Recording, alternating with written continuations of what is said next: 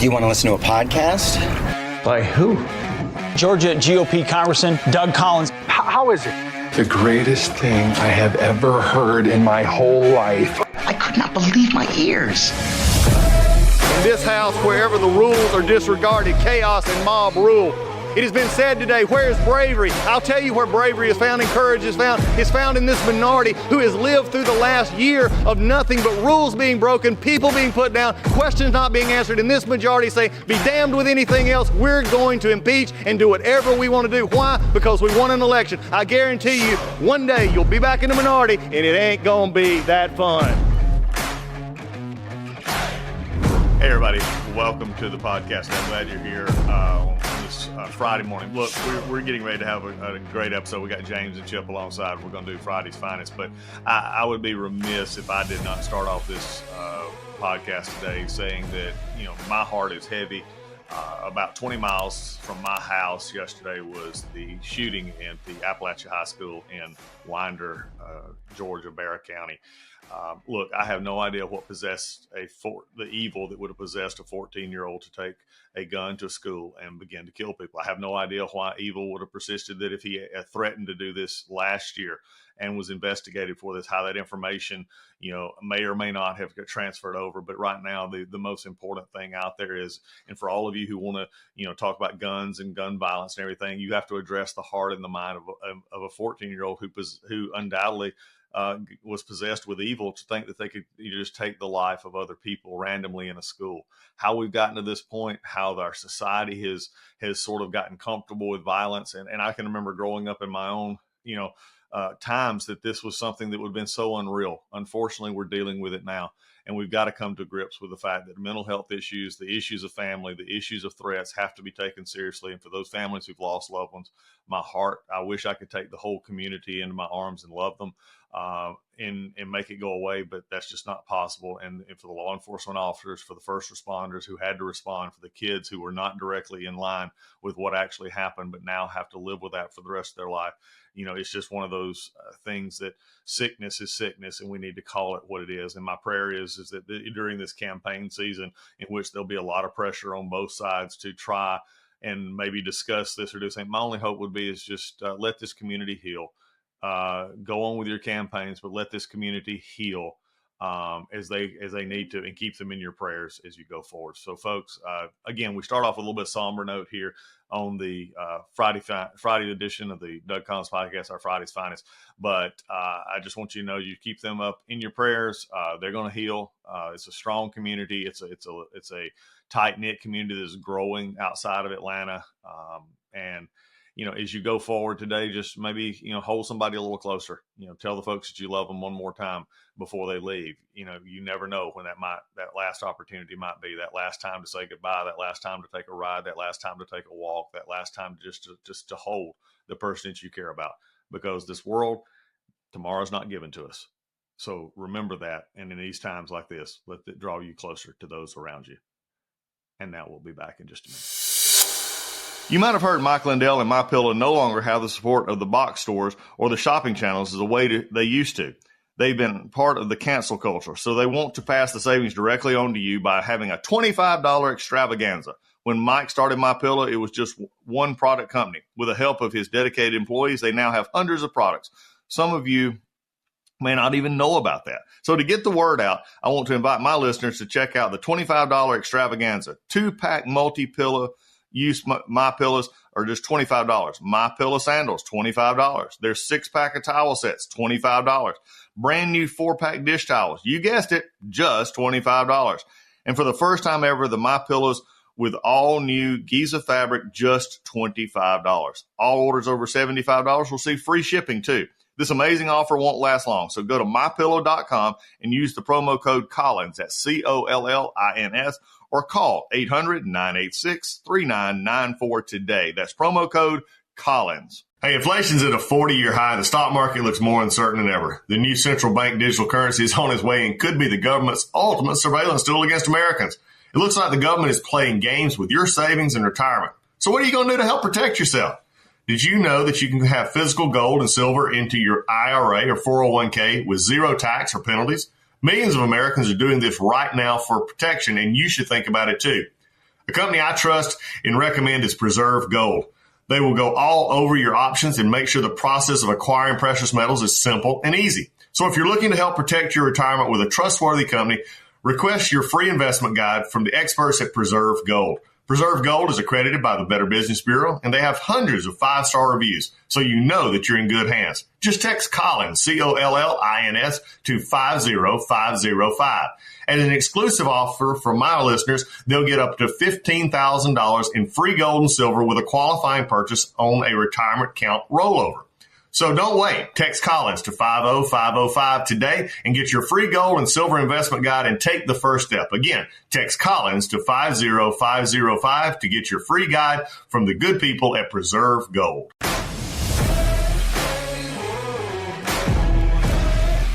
All right. We are back here on the podcast. A little bit sorry, and I don't apologize for it starting off a little somber.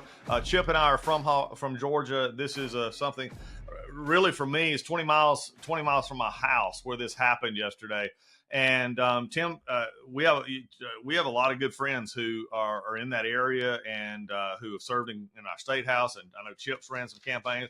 Our old buddy Tim Walker is a county commissioner up there who helped us on one of our campaigns, and they're just devastated. So I really meant what I said, and my hope is that the campaigns, they're going to do what they're going to do, but this community just needs to heal. And in an environment like this, we don't. It's just it's a sad thing. Well, the mind of a 14-year-old that is evil, period. Let's just place it where it was at. So we'll do it from there. But the good part about it is now for those of us, we will continue to lift them up. We're going to transition a little bit today, and we're going to bring James in, and we got Chip here. And it is, aside from the real world headlines it's NFL start. It's the NFL weekend. It's ready to get started. We had what seemed like a week. Okay, I want to start this off. I know this wasn't on our list, guys, but I want to get you. All right, what is this week 0, week 1 crap?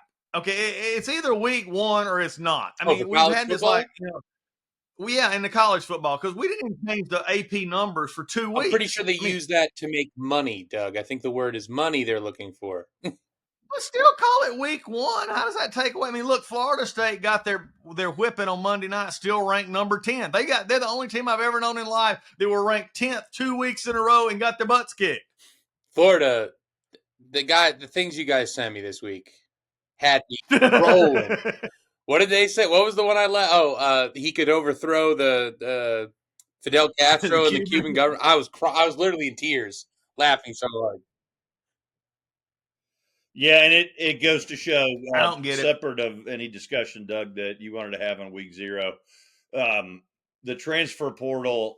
I mean, when you are at your 4th school in the transfer portal, you are going to invite this type of criticism. I mean, DJ Uiagalelei had a really good year last year at Oregon State. He had a really good year. And he decided to leave. and he did. And, look, it's a long season. It's September 5th, so we got a long way to go. But if you're a Florida State fan, you really have a long way to go. And, it is what it is. Look, there's still kids. There's still 22-year-old kids, or at least DJ Uiagalelei is. But, when you're in 4 schools in 4 years, I do think you bring a little bit. Look, here's the problem with this transfer portal and DJ. He should have went to the pro last year. At the end of the day, he just should have went to the pros last year after Oregon State. You always hit one of the irons hot. And I know that there were other quarterbacks. We had 6 quarterbacks going the first 9. I know his agent told him not to go and all this kind of stuff. But look, this is also the guy. I want you to remember something here. I'm gonna go dig in the old memory bank here and bring something out. You know who the first Dr. Pepper NIL contract was with? DJ Uiagalelei. Oh, wow. Really? He was the first one actually in the those crazy commercials with the Boz and everybody. He was the first one. Now they got Quinn Ewers, so Quinn better look out. Quinn's going to be that kid. But he was the first one. And that was back when they were saying, like, oh my, DJ's actually drinking a Dr. Pepper on national TV and getting paid for it. I mean, he was the first one. He was one right after Lawrence and everything else.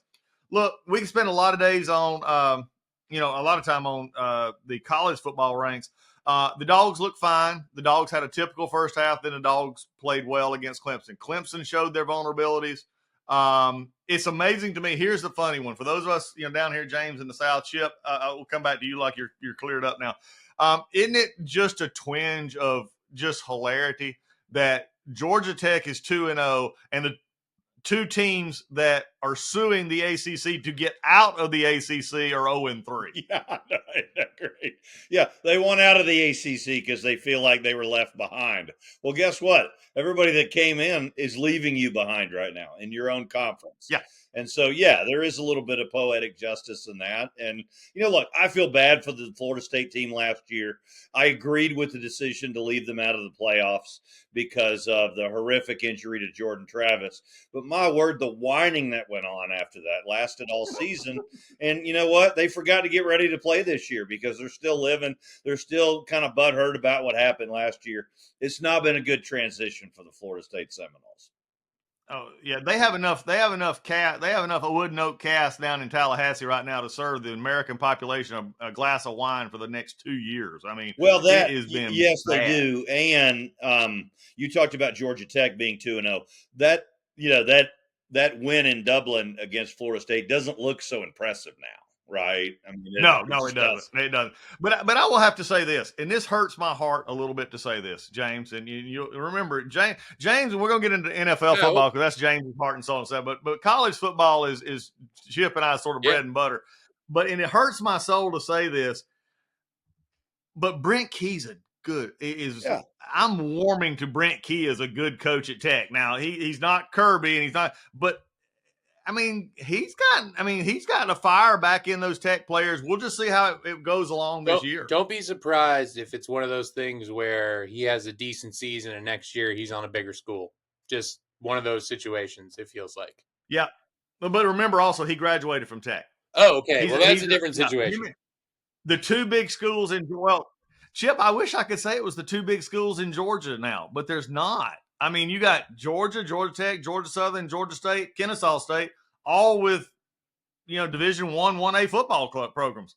We had the MARTA Bowl the other day, James. We had Georgia Tech play Georgia State.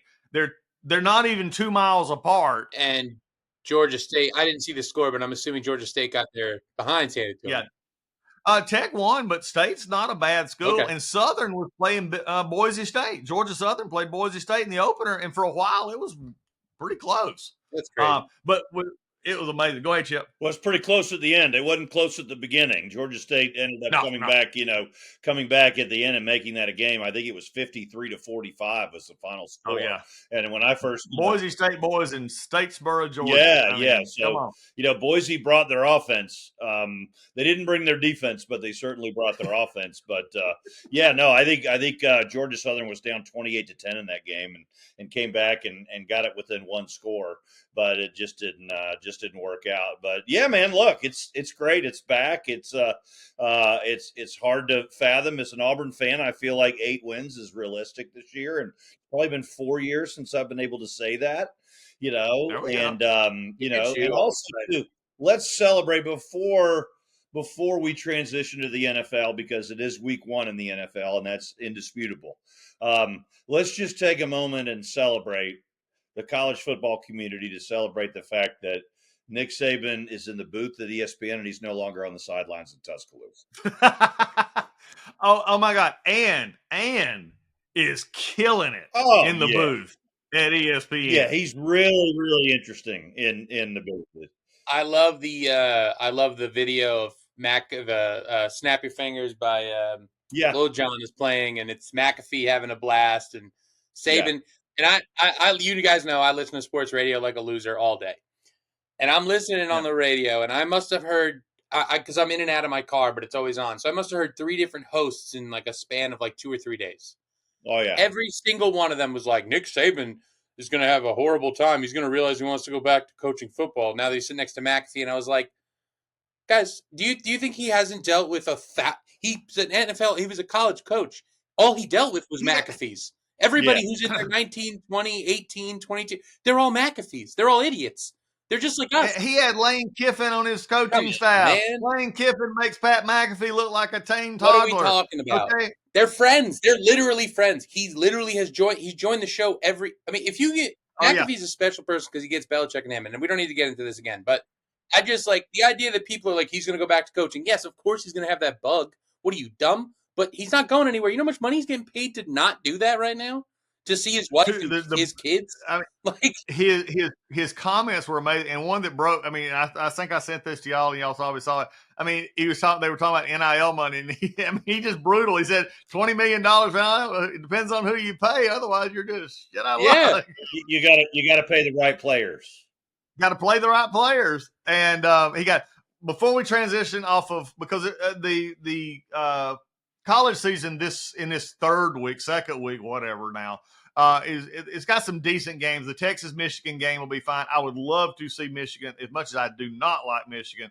It would be hilarious for me to watch Michigan beat Texas. That would be a great day. But there's not a lot of big games this weekend. But we also have to stand up and for the SEC here, Vanderbilt is 1-0. I mean, what else? The ACC, it can't get much worse for the ACC when their three top teams, and almost their fourth one with NC State all look to get beat. Three of the ones did get beat, one did not. All right, moving into the pros game tonight.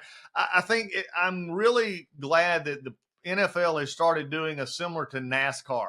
They're putting a great game on paper and probably in realistic as the first game. NASCAR's done this for 50 years. They do the Daytona 500. It's the Super Bowl. It's the first race of the year. Everything else is sort of downhill from the Daytona 500.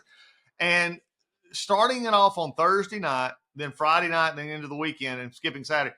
This Chiefs Ravens game tonight, starting us off, really hits on to a little bit, and I'll free it up at any point during the conversation today. If you want to give your winner for the Super Bowl this year, feel free to. I think there's better than a 30% chance that you could be seeing the winner of the Super Bowl in this game tonight. Hunter, I agree wholeheartedly, but I have a different pick of who's going to win the Super Bowl, but I will tell you part of it is the Chiefs are going to be there. I just don't see a scenario where the Chiefs aren't better than they were last year. Rashee Rice is now a second-year pro as long as he doesn't get booted by the government. Kelsey's fine. They got another speedster in Xavier Worthy. Pacheco is this offense, and their defense is still very good. Although they lost Snead, they are still very good. So I don't see a scenario where they don't head back to the Super Bowl. What do you think, Chip? What about this game tonight? What about Jackson? What does Lamar Jackson have to prove in this game? Well, I mean, look, Lamar Jackson is an MVP type player, right? So, I mean, I don't know that in the game he necessarily needs to prove a lot. I think he needs to prove a lot this season and into the offseason. I mean, look, if you're looking at the Kansas City Chiefs on paper, of course, it would smart money is on them returning to the playoffs. They've been healthy for a long, long time. They've avoided the major injury bug. Their quarterback included, Travis Kelce included. They've got Hollywood Brown back there too, along with all those talented receivers that James had mentioned. I mean, it just at some point in time, the law of averages says that Lady Luck has to show up, and the Kansas City Chiefs are going to get a little bit of a bad luck. Last year they peaked at the right time. They really didn't come into the postseason playing real well, and they became what we thought they would in the postseason. And so, look, I have the Chiefs not in the Super Bowl only because they've been in the last two, not because they don't look like the best team on paper right now, because they do. Chip, you're reminding me of the dude sitting at the roulette table who sees four reds come up and says, it can't be red again. And Doug is right. That's exactly right. And I am not. I will put on red every damn time. I will lose all my money. I've watched people go bankrupt. You guys want a quick little gambling story? Real quick. Yeah, let's all hear right. So I was at a Friday in Connecticut, and we went to the Connecticut Sun Casino or whatever. And I went to roulette first, and I got really hot. I went up with $4,200. I came in with $300, and I got up to $4,200 on roulette. Best day. That day I went in, and I even played a slot and just won $400 by accident. It was a great day. I leave there, and I'm like, guys, we need to go back tomorrow. And they're like, no, save your money. And I said, you're an idiot. I'm going back. So I bring $3,000 back with me, and in about 32 minutes, I am out of there with $0. And that's because I went on black 6 times in a row. Yep. And I couldn't help it. I was like, no, this has to hit now. I was doing the opposite. So my brain works where it's like, I think this is either going to happen or it's not, but I'm going with what I'm going with. And that's how my brain works. But remember, though, speaking in gambling terms, because I'm now James is speaking my language. There we go. When I place money on total season wins, whether it's the NFL or college football, and when I'm placing prop bets, which you don't get to do a lot until the postseason, prop bets on total receiving yards for a wide receiver, total rushing yards for a running back. I don't do a prop bet if I'm taking the over. I don't do it. Why don't I do a prop bet when I'm doing the over? Because that prop bet's yardage is based upon a 50-50 scenario that the player plays 4 quarters and is healthy all game. But the last prop bet I did where I did over, player went down in the first quarter with a sprained ankle. So did you throw your phone at the wall? And you didn't have a chance. And so it's the same law of averages. Look, I'm not wishing Patrick Mahomes to get hurt or so it sounds like, Chip. I'm a little worried now. Or Travis Kelce to get hurt, but my word, they've had that horseshoe in their rear end for a long, long time. You're right. And and look, folks, we know we're listening here. We're just giving you this is the pre. So tomorrow you can say, wow, look at them idiots, talking about the Chiefs and the Ravens, and we get that for you. But folks, we just look, we're so excited to be in the football season. We don't know what one coming up tonight though that could depend on one of the NFC participants in the Super Bowl is the Green Bowl, lack of Green Bowl, whatever you want to call it, in Brazil. And that is Philadelphia and Green Bay. Last year, we saw the Chiefs get off to a slow start. I'm going to throw this out there for consumption. I do not think that the Philadelphia Eagles would survive a slow start this year. I think they have a slow start, 1 to 2 games in. They were closer to implosion. I don't disagree, Doug, but I don't think you're going to see that from this Eagles team. Jalen Hurts played hurt all year last year. He is healthy. He is ready to go. That team is stacked on defense. They are solid on offense. I think they're going to come out playing really inspired football, and I think Jalen Hurts is a dark horse for MVP this season. All right. Let me give you guys something real quick. The number one headline of the Eagles this offseason, do you know what it was? The coach and the quarterback are getting along. That could not be a worse thing to talk about. If that's what you're talking about, you're in trouble because that means they don't like each other and they're trying to get along. Now, I don't know anything about Nick Sirianni, and I really don't care. I know he's got cool guys like Big Ed on the sideline or whatever that dude's name was. And it was Don something. Yeah. Anyway, sorry, Big Ed. No, I think I'm thinking of Fireman Ed for the Jets. I've been in New York too long. But anyway, that's the headline. I saw a team last year that started off incredibly hot. They looked like they were walking to that Super Bowl in the first 10 games, right? I mean, we all said it. And then they folded like a lawn chair. I don't know. I don't expect anything from the Eagles this year. But I think Dallas is going to win that division. I think can't believe I'm saying this. I think the Commanders are going to come in second. I think the Eagles are going to come in third. I think we're going to see a very different football team. I don't know if Jalen Hurts is the guy. I know that's a horrible thing to say considering he had one bad season and you said he was hurt. And also, I am really looking forward to Green Bay sucking. So you know that my take on the Eagles is real because I want them to win by 50 because I hate Green Bay. But I think Green Bay is going to win this game in Brazil. Well, that brings us into a thing. Look, I'll throw this out there. We're not going to discuss it, but I'll throw it out there. If I had to do a dark horse in the NFC East, it would be Washington actually winning the division. Am I division. the only one thinking about that though? No, I think so. I think because they're going to be caught up on. They're going to have. I think Daniels could have a CJ Stroud kind of season Bingo. because nobody's predicting he would. And I think that's where you're going to come out. But let's think about this. We've talked about this over the last little bit. 3 starting quarterbacks, rookies, a fairly big name. You got Caleb Williams in Chicago. You got Bo Nix and you got Jaden. And you got Jaden. Out of those 3, who's going to have the best year?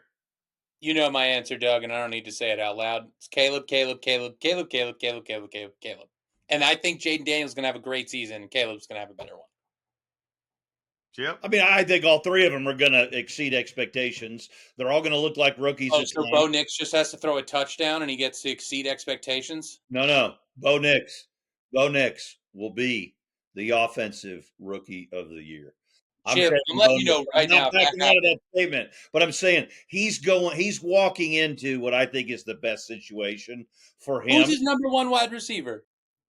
Bo Nix. Here, I'll tell you. You have to Google it. You don't even know. Yeah, it doesn't matter. Caleb Williams has 3 great wide receivers on his team. 3. Yeah, he's got to throw to him and he's got to stay in the pocket long enough. And he's got look. I'm a big Caleb Williams fan. I've got him on one of my 3 fantasy. I want him to do really well, but I think Caleb Williams is going to look like a rookie this year more than most. But he's also going to look like he's got more talent than all 3 of them, and he does. He absolutely does. Okay. Now look. So that I'm not the oddball here, the same question roughly was asked of either the guys on First Take or the guys on Get Up yesterday. Out of those 3, and I think there's one more, you know who the name that was not mentioned to actually be at the top? Drake May? Caleb Williams. Oh. Idiots. They're all idiots. The guys, the winning horse is sitting in front of everyone, and they all want to have a different take about how he's going to be bad. Caleb's going to be a dog this season. James, if any team was over 500 last year, the best thing Caleb could do is get dressed for the game and look good. Because when he got into the game, he just laid eggs. I mean, he honestly, him and I'm going to turn off the recording. I'm done. We're done here. But hold on, James. I will say this. I just looked at Denver's depth chart, and I will give you that they don't have. They don't have a lot of playmakers on the Cortland Sutton. That's my fear. All right, let me hear me out. I understand that I'm not rooting for Bo Nix because I hate Sean Payton and his little snarky attitude that he had all offseason. Like, we tricked the Vikings into watch the Netflix film about him. But I want Bo Nix to fail right now. And here's the thing. Listen, I am so sick. He has 0 wide receivers. He has Cortland Sutton, who's great. I like Cortland Sutton. On any other team, he'd be a great number 2. He does not have anything. They don't even know who their running backs are. Javonte Williams is technically still fighting for that spot, although he has it. And Jaleel McLaughlin is a speed demon, but he's never going to take that role. Right. He's not a workhorse. You can't give him the ball 20 down. Right. What I'm saying is, I think the reason I give Caleb the leg up is, one, he does have Odunze, who's their rookie, and I think he's going to be good, but he's going to be their 3rd option. On any other team drafting that high, Odunze would not be a 3rd option. He would be a 1 or a 2. And he has Keenan Allen, who's as reliable as ever, and DJ Moore, who's been a good wide receiver for years. So that's my reasoning. However, I don't want it to happen because I'm a Vikings fan and life is a nightmare and everybody's doing well without us. I think you're right. Except I think he's got talent. Don't get me wrong. Yeah. He just had. But at any time when the heat has been turned up on Caleb, and I think this is. It's a fair argument for sure. I'm not actually arguing that. I believe you. It's the Ryan. To me, Caleb Williams is the Ryan Leaf argument. He looks the part. Oh, he is. I'm gonna vomit. He is the epitome. And think about this. His size, he moves good. He can throw it when nobody's trying to tackle him. He can run occasionally. Look, my problem, and both of y'all have heard me say this on this show, and I say it some with Bo Nix, but I've also said it with Caleb. I've said it with Anthony Richardson. I've also said it with Kirk Cousins at times. But a lot of the rookies coming in, and the ones that are, they're going to be the, quote, stars, if you look at their history, when they are faced with adversity, I look at what they've done. And now, granted, I might not say they're still spectacular athletes, but until Caleb overcomes those things when he mentally had to kick in and he wasn't the superstar, he had to become the superstar. And he's not just proven that. Doug, and that's the problem that I Doug, have. I will add this, though, is that here is where that argument I think is flawed. Look at the games that Caleb Williams lost in college. I mean, they lost games where he led his offense to 42, 43 points. I mean, a quarterback Good doesn't point, Chip. A quarterback doesn't play defense. And so, look, I have Caleb Williams on one of my fantasy teams. I want him to do well, and I think he will. But I also think he's going to look like a rookie at times because he's a rookie, and rookie quarterbacks look like rookie quarterbacks. You're right there. Rookie, I think rookies are gonna be rookies. I think the CJ Stroud. We have a CJ Stroud problem because everyone is going to look through that lens. Prior to CJ Stroud, we were like, yeah, look at Peyton Manning. He had 55 interceptions in his first week, and he ended up becoming a Hall of Famer, one of the greatest regular season quarterbacks in the history of football. So we were fine with those numbers. But now that CJ Stroud has showed up and decided to be one of the best quarterbacks in the league after a year, and we're already talking about him as a top 8, top 7 quarterback in the NFL in a lot of people's minds, which I don't think is wrong. Right. But we can't have that expectation for any of these quarterbacks. It's too much. Well, but let's. I want to say this too. I want us to keep the hype train in the depot for a little while on some of these players. Now, look, I think C.J. Stroud handled it phenomenally last year. He did. But I'm gonna bring back somebody who actually handled the first year pretty good too, and his name was Deshaun Watson. Deshaun Watson handled his rookie year really well. Okay. That's because he was getting a lot of massages in between games. Exactly. But, it was pretty good. But you see what I'm saying? It's that all of a sudden, and now CJ has done every interview. He's been told how good he is. And Chip made a comment the other day. We were talking about something a week or two ago about, I don't know how we came up with CJ Stroud, but Chip made the comment too. And we were talking about, this is going to be the second time through the lineup. This is like a pitcher who pitches the first 3 innings lights out or pitches one good game. And then a week later, when they're back for the 3-game series, they light him up. And so CJ, I think CJ's in position. They put more players around him. They've got just the reason they brought in Stephon Diggs. Because Stephon Diggs is a 1-year rental right now for them. Here, I got 2 to throw out at you here, and we'll discuss this here. Number one, I believe that one of the reasons for keeping Drake May out of the starting lineup in New England is, and I know this gets into collusion. I know this gets into something New England fans don't want to hear. I think New England is watching what Chicago did with Caleb. And they have now got their quarterback. They don't have a strong team, period. It's just not there. And they will then be a top 1, 2, or 3 pick next year and then can add more. I mean, I think that model may be back with New England because the way they did it 20 years ago, too. The other comment that I'm wanting us to explore on not only that area is where we're at, but let's just start off with some picks here. What team right now nobody's talking about that we will all be talking about on the 17th week? Ooh.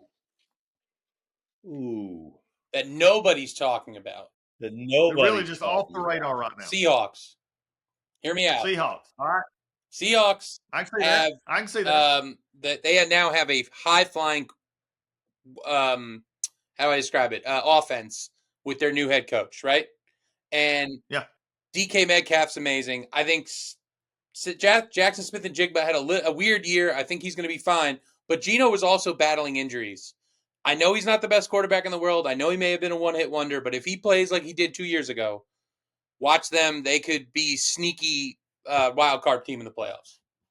Chip, what do you think? I'm looking at maybe the Colts, maybe the Cardinals, right? I mean, if you could keep Anthony Richardson healthy, if Kyler Murray comes back healthy, look, I think there's a possibility, right? I mean, Trey McBride and Marvin Harrison Jr., right? Oh, absolutely. No question about it. And I'm going to tell you a team that is going to be a lot more improved than people think and that's the Carolina Panthers. I'm sorry, Bryce Young is going to have a nobody's talking about it. Now, look, do I expect the Carolina Panthers? Do I expect everybody to be talking about them in Week 17? Probably not, right? They're probably still 2 years away, but you're going to see a team that makes steady progress and gets better. And Bryce Young had nothing last year.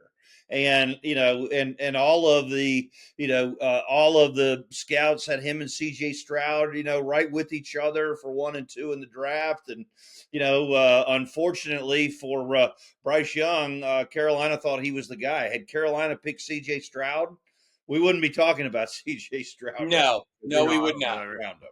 Yep. He's good. All right, who's your pick, Doug? I'm going to say, and this one's going to come up a little bit, and I'm going to go a little bit like Chip off the board a little bit because nobody's talking about it. And it's, again, back to the NFC South, and it's Tampa Bay. And the reason I'm in Tampa Bay, one, our football league namesake, our patron saint of pro football in college, Chan Gailey, it was one of the first to stay on the – and look, I didn't realize, and y'all probably did, but when I started going back through for some of our drafts and stuff for your fantasy leagues, I didn't realize the numbers that Mayfield actually put up. Oh, yeah. They were incredible numbers. And it was just quietly under the radar. And now they picked up a few more. They picked up a little bit more help down there.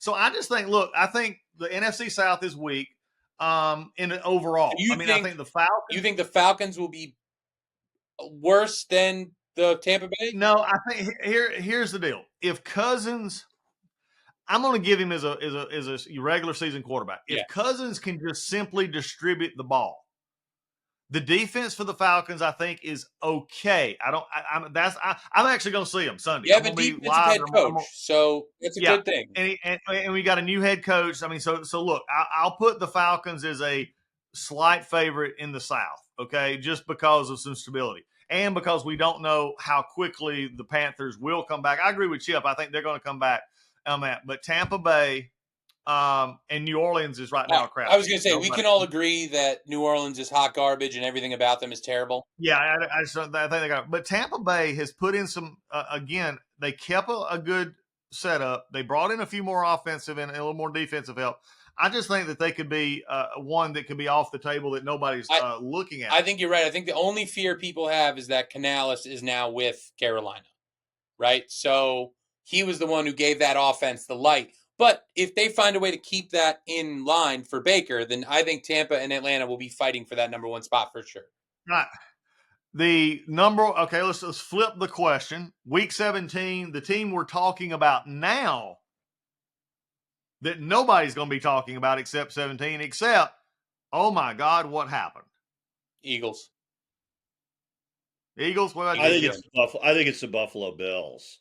Wow, there you go. I don't know. I mean, I think we're about to find out how good Josh Allen is. You're damn right we are. Yeah, you take Stephon Diggs out of that, equation, and he's just got, what is he? And I know everybody's really excited about Keon Coleman, and he's funny kid and everything like that. But he is a funny kid. I mean, you talk about. I mean, this is as empty as his receiver bench has been in a long time. And by the way, going back to the Bo Nix comment, I don't disagree with what James said, but remember, he started in college for 5 years, and he had the first 3 years he started, he put up decent numbers at Auburn with no wide receiver help. And I'm just hearing Auburn bias here. That's all I'm hearing. Do we name any of them? No. So anyway, I'm just saying I think the Buffalo Bills have an off year, and they're not going to make the playoffs. I have a tie, and this one I'm struggling with this one because I want to add a third one in. Add as many and as I you may want. give it as It's your show. Here's the honorable mention that you won't be talking about come the end of the year. Green Bay. Thank you. That's what I wanted to hear, Doug. I'm putting that in. I'm getting that tattooed on me. I threw that in for James. This great state of Texas is not going to like me, but I believe it is the Cowboys and the Texans. And the Texans. Tie. Oh, I think I believe the sophomore jinx is coming hard. So who wins that division? The Texans division. Sorry, I'm just curious. Is it the Jags or the Titans? Yeah, I think Jags. The Jags. Okay, and that good. I think Jags. So you're all in on the Trevor train. I think Trevor is now set pretty much for the rest of his career. Of course. Him and his, he's got his money. He can go play. And he's not a bad quarter. And they brought in a few more players. Okay, good. Now, and Indianapolis, again, rises and falls on a lot of other things that they can't control 90% of the time, mainly their own. Richardson being the greatest quarterback in the history of the NFL coming up in the next 2 years. Oh, besides Caleb. Okay, I get it. Anyway, but then you got the Texans. I just think the sophomore jinx is going to hit them hard. It's just a feeling. And I could be, this is all speculation. But Dallas, I've never bought Dallas. I don't buy Dallas. Dak, the only reason Dak could have a good year this year is that Dak's ticked because they're not giving him the money. And they brought back in, again, they got rid of some and they've left some. And also, I've never seen an owner have as off of a year off season as Dallas did. It was almost like Jerry Jones was preparing for moving the team. He was or preparing something. to die. They just didn't do anything. And so there's my two that you. Can I throw one more in here? I'm sorry. Yeah. Because there's one I'm thinking of right now that is either going to go to the Super Bowl or it's going to be a nightmare, and that's the New York Jets. The Jets are the one that I have the most. It could either be the most spectacular season or it's going to be on fire. I don't think they win 9 games. I think they either win 13 or 14 or they win 6. Like, I don't see a good scenario. I don't see a middling scenario where they win a wild card game, a wild card spot. That's how I see. I don't know. It all depends on Aaron Rodgers, but that team scares me a little bit. Yeah, Rodgers is. That's my problem. When you talk about the Jets, all you talk about is Rodgers, and it's almost like they got PTSD from the first 4 plays last year, and they got a good ball club. It's not that they don't have a really good football team. It scares me. I picked their defense in both of my fantasy leagues. As you should. I think their defense is a good defense, and they look at, the ones that, as you look ahead and you think about this, we'll think about the big team, and I think somebody's already mentioned this. Your overall league MVP. You want mine? Ooh, yeah, Jared Goff. Wow. Oh, there we go. Jared Goff is my MVP this season. Wow. Here's another one. I could actually throw. If Detroit does what Detroit does, they win that division. That's why easily. I think it's going to happen. But there's some playtime issues there. Chip. Well, I think Jared Goff could have a good year. 14 games in the dome, guys. 14 games in a dome this season. That's all I'm saying. MVP. Look at his numbers in the dome. Wow. His numbers in the dome are crazy. He's got 14 games in the dome this year. Hey, I hope he earns. I drafted him as a backup, but I hope he earns a promotion because I would love for James to be about that prediction. I'm here for it. Because I'm in 3 fantasy football leagues. Now, I only have Jared Goff as my backup in 1. I wasn't confident enough in it to do 2. But, wow, going back to what you said about Dallas, Doug, 110%. You can't trust Dallas in the offseason. But I do think the fact that they haven't paid Dak is interesting because I listen to sports radio, and I was just listening to it today, and they're like, well, can you imagine if Dallas finally makes a run? In the last year of Dak Prescott's contract, they get to the Super Bowl. He gives Jerry Jones the Super Bowl title, and then Jerry can't afford to pay him. I mean, how awful that would be for Jerry. And I'm like, are you nuts? Are y'all nuts? There's nothing that Jerry Jones would love more because James is right. Jerry doesn't have but 1 or 2 more Super Bowls left, right? So he would love it if Dak took him to a Super Bowl this year. And the reality is, guys, let's be serious. And I love Dak. Mississippi State guy, he's always overachieved. But if Dak Prescott wins the Super Bowl, are you really going to pay him number 1 quarterback in the market money? Wait. No. Are you talking about Dallas or other teams? No, I'm talking other about teams other are going to pay him. But and they're going to overpay. But here's what here it is. He's going to get 65 a year minimum. Him, yeah, but you're going to have to overpay him if he's coming off a Super Bowl win. Now, again, I don't think we get there, but nothing would be more Dallas than for them to make it to the Super Bowl and win in the last year of Dak's contract. When Jerry is he your MVP? No. So who's your MVP pick? Oh, golly. it's not Jared Goff, but golly, that's MVP. It's a this quarterback year. pick, so I mean, really, they don't give an MVP to anybody else. So No, I think Patrick Mahomes is gonna have his best regular season, and then I think they're gonna get upset in the divisional round, and so I'm gonna go with Patrick Mahomes, but they're not gonna win the Super Bowl. I think last night we watched the two MVPs. It'll either be Patrick Mahomes or Lamar Jackson, and just simply because you think Lamar would get a third MVP back to back? Yeah, they're just enamored with Lamar. If Lamar I just shows understand up, it though. It is amazing to watch. But yes, I hear you saying. The Heisman has become a quarterback issue. The MVP has become a quarterback, and for some reason, Lamar Jackson can do no wrong to NFL writers who choose this. I mean, correct. And I'm not saying he's not a good a good quarterback. And please hear me, I'm not. But he doesn't carry the MVP. But I mean, we'll see. But also, here's an interesting point, and that we got to look forward going to. He now has Mark Henry in the backfield.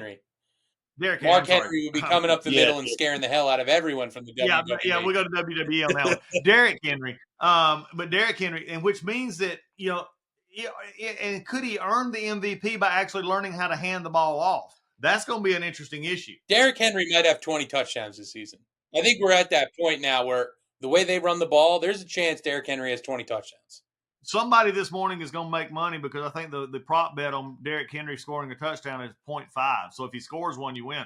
I think that's the easiest bet in football. 100%. From last night. So I don't know who won, but look, my MVP this year, like I said, I think we see it tonight. It's either we saw him last night. It's either Mahomes or Lamar Jackson going forward. Rookie of the year, I think we sort of talked about a little bit earlier. Anybody want to take a guess, a stretch out on Rookie of the Year? I think it's Marvin Harrison Jr. Okay, I can see that. I said it earlier. I think it's Bo Nix. Bo Nix. I think it's Bo Nix. He exceeds expectations, and maybe it's because I want it to be Bo Nix too. But I think you're about to no problem, no big deal. Yeah, I'm biased, but I think you're about to see the value of making 62 starts in college. I mean, I saw a stat the other day that said since he left high school, Anthony Richardson's only started 16 games. I said mind-blowing stat. Yeah. Very Trey Lance. Very Trey Lance. Yeah, I had to look at it again. I just didn't believe it. But I think I think he's in a good situation. I think he's got the experience, and I'm cheering for him. My rookie, Jaden Daniels. That's a good pick. They're good. I really like Washington. I don't know what it is. He's in a position, if they don't keep him from getting killed, if they got an offensive line that can keep him from getting killed, he'll have the tools to make the numbers. And I think that'll be the flashy part of Jaden Daniels. On paper, I would agree with you. That's a tough franchise to win. Oh, I agree. You're right. I don't know. There's something about him. Let me ask you guys a quick question. Who's your coach of the year? Because I already have mine. I think it's John. I think it's going to be Jim Harbaugh. I think he comes in hot. I think Harbaugh. I'm going to throw the other way. I don't think Harbaugh makes playoffs. You shut your mouth. All he does is win, even if he has to cheat. Look, Connor Stallions is at the high school now. He can't. I mean, they got a radio. Nobody can. How funny would it be if you see Connor Stallions at a Chargers game, just in the stands, just like this with a sign? That would be hilarious. Coach, I tell you who it could be, and this was happy and it's sad, and Chip may understand this for me. Oh gosh, I think it's the Falcons head coach. Yeah, he has no expectations. I think they win 10 plus games, and I'm sort of the different way because I think we could do so much better down here. I really do. I think we got the talent for it. But I think he could be the coach of the year. All right, Raheem Morris, coach of the year, baby. I'm all for it. Because all they look for is new numbers, and if say he made the playoffs. Say they made the playoffs and happened to win one. It's a slam dunk at that point. All he has to do is get Kyle Pitts to win people fantasy leagues, and those writers will be storming in to write him on as coach of the year. They'll give Kirk Cousins the MVP award. I'm telling you. Yeah. Now that's an interesting one. Okay, let's go. MVP candidate for sure. Comeback player of the year. Oh, it's Kirk, and it's not even close. Okay, Kurt, Chip. I certainly hope James Because it's is not going right. to be Aaron Rodgers. That's all I'm going to say right now. I'm going to be pissed if it is, to be pretty honest with you guys. Yeah, I don't think it's going to be Aaron Rodgers. It's just hard to imagine at that age he can make it through 16 games. And, I mean, he's playing for the Jets. Comeback player of the year. Ding, ding, ding, ding, ding. Kirk Cousins. Kirk Cousins. It's hard to argue. I mean, because he's in the best. I mean, look, he doesn't have to do as much to get it. I mean, no, you're right. If everything sets up like we think it is, if Tampa Bay isn't as good as I think they're going to be, if Carolina, as Chip said, isn't as good as they're almost going to be a 2 to 3 game easy win into the and they got 8 games. Let's see, 6 games against New Orleans, Tampa, and Carolina. Right, they'll probably split the Tampa one, but they could beat the other 2 teams. They can go 4-0. I will add to this for you guys. My offensive player of the year is Bijan Robinson. I think he goes what he did in limited space last year.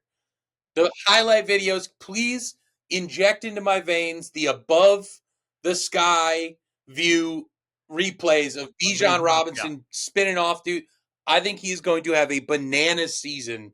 Bijan Robinson, offensive player of the year.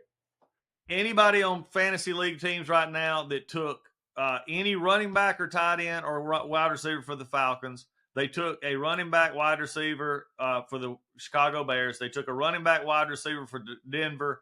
You look at a running back wide receiver in Washington, they will be one of your top producers in fantasy football this year. And a name we haven't even mentioned. We've not even brought up Miami. Now think about that for a second. Well, we went the whole. Our time has flown by, and I didn't want to monopolize time, but I was going to say a dark horse candidate for coach of the year is Mike McDaniel. By the way, have you got them winning that division? Because I still think the Bills are going to win that division. I don't know what it is about it. No, I don't think the Bills will. You're about to see a disappointed Bills Dolphins team win the this division. year. You're about to see Josh Allen. You're about to see Josh Allen decline. I will fight you on this till I die. Josh Allen is a good quarterback, and he is going to be a star this year. He can be a good quarterback. Yeah, good he can be a good quarterback. You know who was a good quarterback last year until they got into the postseason? A good quarterback, Patrick Mahomes. And guess what? He got in the postseason, and he became the best quarterback. Yeah. Josh Allen's a good quarterback who's not all good quarterbacks don't win awards. As you look at it, but the Miami, have y'all seen the Instagram and social media meme of McDaniel this first year and McDaniel now? Oh my God. So good. I've never seen a man become more the city in which he is in. He's slowly molding into a drug dealer. It's fantastic. Well, but let's give Mike McDaniel credit. This is because of how young he is. By the time he is out of coaching, he will become a head coach somewhere else. Just over the law of time says that.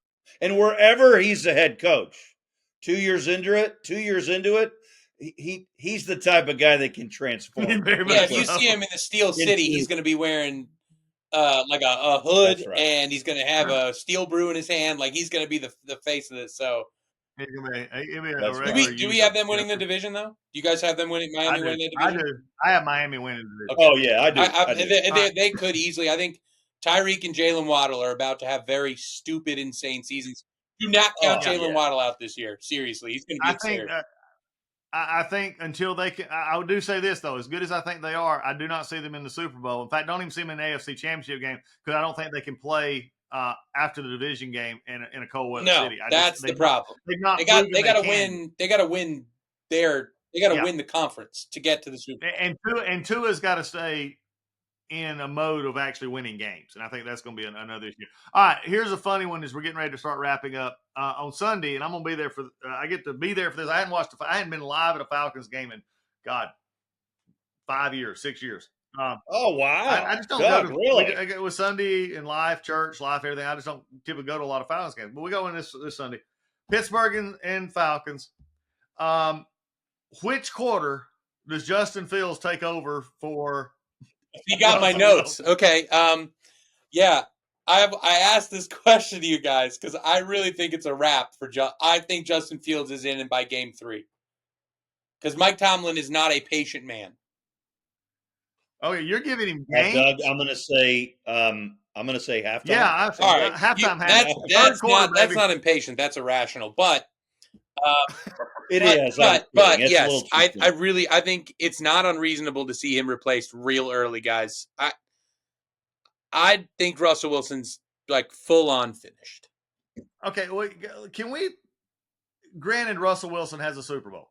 Okay, I don't grant what Russell Wilson did earlier on in his career, and I'm going to touch the top of the kitchen range. It's still on again. Okay, I'm going to do this. Everybody admitted he had all the tools. He was fast. He could run. He could throw. He was everything. But the minute he started getting success was the minute that he ended up becoming less than what it was. I see some of these quarterbacks coming out of weak conferences, and I see the same thing happening in the NFL when you get, and again, I know we all disagree, and I know you've heard me say that, but the Calebs, the Anthony Richardsons, these other folks, that they come out of divisions, not that they're not good. I'm not trying to disclaim who they are, but it's just a difference. Chip makes this comment about politics all the time. When you get to a congressional race or a statewide race or a Senate race, it's the NFL, baby. The lights come on and everything's exposed. These quarterbacks who were doing this in divisions that are less than, and this may not be as big of a deal in the coming years because you basically have the SEC and the Big Ten. Well, it's really the Big Four, but then maybe some of the others that they have to play these games. I'm actually excited about watching college football have games that matter more, and I think that's going to bring these quarterbacks back up a little bit. Yeah.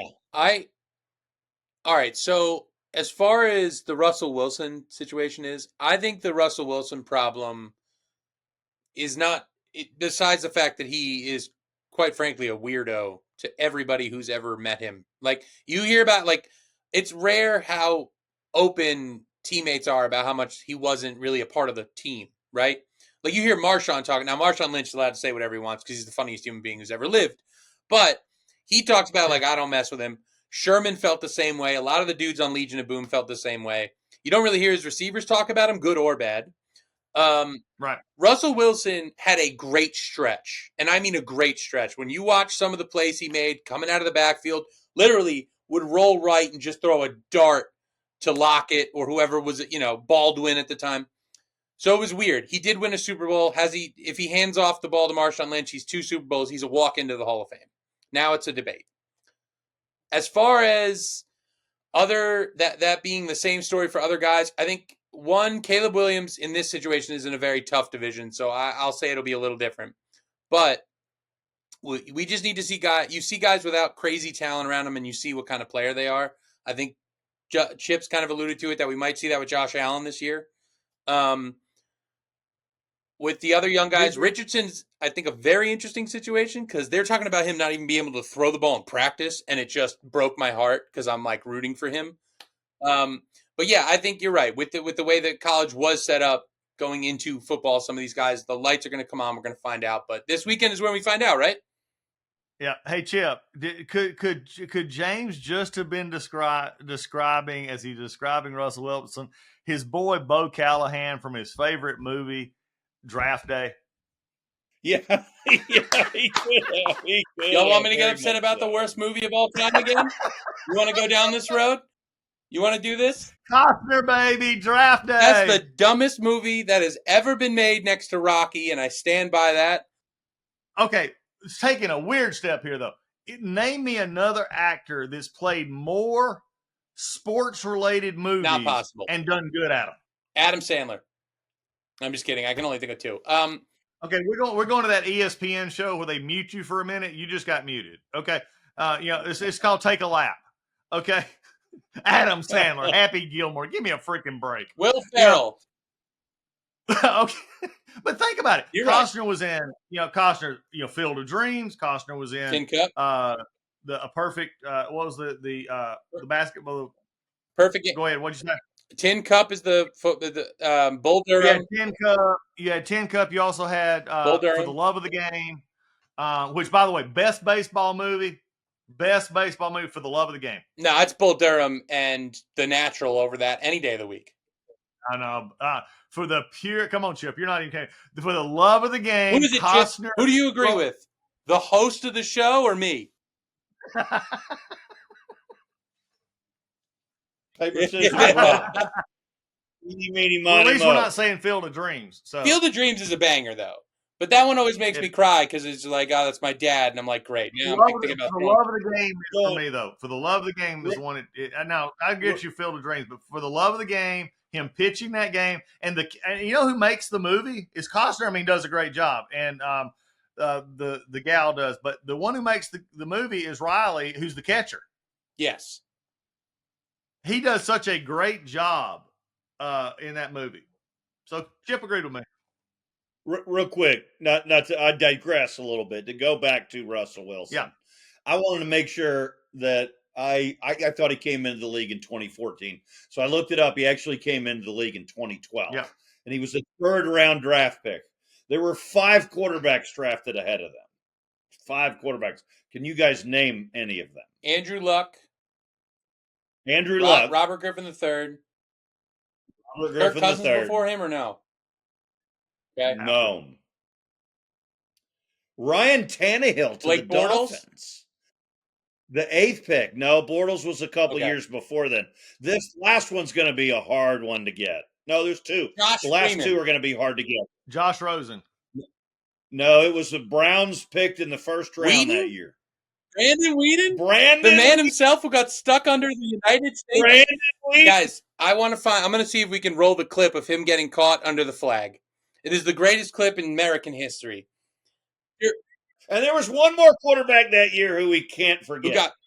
And the Broncos drafted him in the 2nd round. The Broncos? The great, the man, the myth, the legend, Brock Osweiler. Osweiler, baby. Brockweiler, baby. Hey, you know what? You know what's really great? I was just watching how electric that one season was before he got paid. But guys, do we remember the quarterback that got paid prior to Russell Wilson coming to the Seahawks and why he got paid so much money? He played one game at the end of the season for the Green Bay Packers and was immediately signed to the Seahawks at the end of the season. And then they paid him a ton of money, and then he lost the camp battle to Russell Wilson.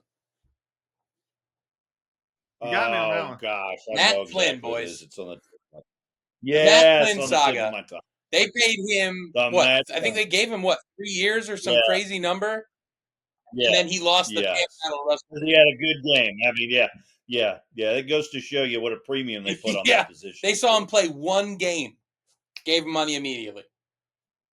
Green Bay was like, "Yeah, go ahead, take him." That should have been their sign. Yeah, you can have him. He did well for that one game, but you can have him. Before we go, I just have a real quick question because nobody's talking about this right now, and I feel like nobody talks about it ever. Who wins Defensive Player of the Year this year? I feel like nobody's talking about any of these elite defenses this year because I don't think there is one because offense is all that matters. I'm going to say something here. I believe that defenses in the NFL now, you have these studs and you have the player, but for defensive to actually be effective now because of the offensive orientation of this league, I almost wish they would just say, the Jets defense is the MVP. Correct. Or the Dallas defense is the MVP. I mean, luckily there are stats to make it work. Well, you get sacks and stuff like that, but again, Myles Garrett doesn't get the sack. I'm going to go. Here's the easy. TJ Watt. He should have got it last year. That's who I'm picking because I think he's on a revenge. Yeah, TJ Watt. That's my pick. TJ Watt. But remember, if TJ Watt was the only real rusher on that line, he didn't get those sacks. Correct. And that's a fact. Myles Garrett doesn't get those sacks. Darnold learned that. And I think why he finally retired on out early is he learned that when they were triple teaming him, he couldn't do it all. His body was taking a beating. Also, watch out this year. Micah Parsons is coming up on a contract, too. That man might have 40 sacks this season and break some records. So don't be surprised. Well, he is in the lead right now on the Vegas boards at plus 550, followed by TJ Watt, Myles Garrett, Max Crosby, Nick Bosa, and I love Max Crosby. So, I don't think he's got a chance. all 6 of those guys you'd love to have on your team. If Rookie of the Year was given to someone other than a quarterback, it'll be and I missed this one. If it was given to somebody other than a quarterback, Rookie of the Year, Brock Bowers. I think. See, I would agree with you if they didn't have Michael Mayer. I think they are going to split too much time. But I think Brock Bowers will get it, and the quarterback out there, I hope Minshew, so. Minshew has to dump passes, and he's just going to be a thump and dump, and I think Bowers will be there. Brock Bowers is an animal. I think people are going to see it quick too. It's going to come by fast. He is an old school throwback quarterback. I would not bet against Brock Bowers being a non-quarterback. Okay, yeah, that guy's a beast. All right. I'll give you a choice. You can do a winner or loser of the week. Oh, loser. Winner or loser of the week. New York Giants. They can suck it. Well, thank you, James. Moving right along to Chip. Oh wow! Of the previous week, or are we looking ahead to the next week? We're going to give actual. You lost. L shape. We'll talk about it next week. Ooh, loser of the or week. winner. I need to put some thought into that. There could be a lot of losers of the week. Yeah. You know?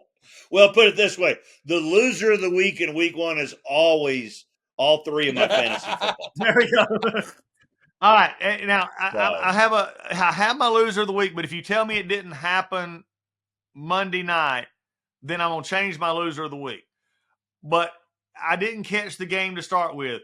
Did Chief Osceola at Florida State get to the field, get ready to throw the sword in the field, and the horse back up and they fall down?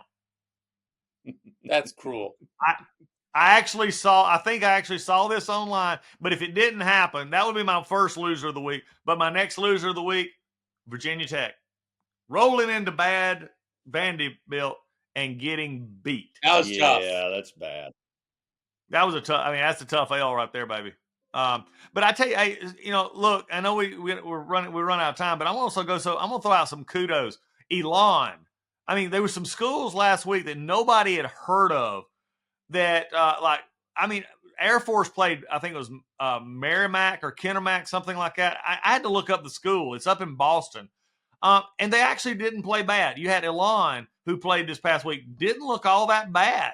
I think that it's just really, again, NIL has changed the scenario. And now what's happened is the top 25 schools have truly the top 25 players. And now you've got the schools that are down below, the Georgia Southerns, the Elon, the App States, the North Dakota. By the way, North Dakota State gave them every bit they sure wanted. Did.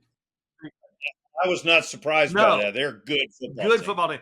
I think it's presented some parity in these second tier. Money creates because parity. Right now, if you can't get on it. So now that I've had a chance to think a little bit about winners and losers of the week, my winner of last week's going to be Travis Hunter because he got to play on national TV, and there's just not another college football player. Does he go number one next year? Hunter.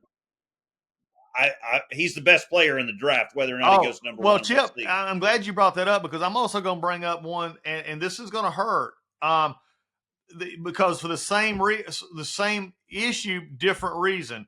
My loser of the week is Shiloh Sanders. For the same reason, he has immense talent. Shador has immense talent. Shiloh has immense talent, but he lets it get to him. And even McAfee brought this up, that he was the king of the cheap shot that whole game. And the camera he's got to realize that the camera is on him. You got the word Sanders on your back. It's following you 24/7. And he got away with several. That's tough. I don't disagree. My loser of the week's LSU coach Brian Kelly. He got out coached by Lincoln Riley. Such a baby. He's such a baby on that stand. And Lane Kiffin came in from a more unlikable guy than Brian Kelly. I get it. Hey, last question, I promise. Last question. But everybody, you're riding along, you're getting fun. You got for those out there jogging with us today, get you an extra lap in. Here we go. The last question. First coach gone in the state of Florida. Norvell or Norvell's coming off an undefeated season. It's going to be can't believe I'm drawing a blank. Florida. You can do it. Yeah, it's going to be the Gators. You can do it. Oh, he coached Starts with a B. Louisiana. How am I drawing Starts a with a blank? B. Bill. Talking about Florida, the University of Florida. University of Florida. Yeah. Billy Napier. Yeah. Billy Napier. Yeah. Billy Also, Napier. did you see the Miami guys telling the recruits? That was my Joe Biden moment for the podcast. Do I now? That was my Joe Biden moment, not remembering Billy Napier's name. Yeah. We're just We all get one. We all get one Biden moment. So far, nobody's really remembered Billy Napier at Florida, so it will be a problem as we go. Believe me, the Florida fans will forget it real quickly by game 4. Okay. Goodbye, Billy Napier. They can't make it. All right, folks. As always, great Friday's finest coming along. We got football. We'll talk more next week. Chip and I will be back with you. Set your notifications for next Wednesday morning. Chip and I will be knocking out the debate between Trump and Harris. Again, I always go into these, you don't know. I mean, there's a lot of talk about the last one. It ended up with a president getting basically cooed out of his own the election. Party. So far brought it back into difference. Harris has been fighting the rules for the whole time. Finally agreed. She wanted to take notes. They finally convinced her a teleprompter wasn't possible, although Chip and I believe we actually saw that in a Senate debate one time. This is a whole different issue, but they're there. So Chip and I'll be on. We'll get it with James next Wednesday morning. Set your notifications. We'll be ready to go, and we'll rock and roll with them. Till then, James, Chip, y'all be good. For everybody out there, Doug Collins Podcast, we'll see you again soon.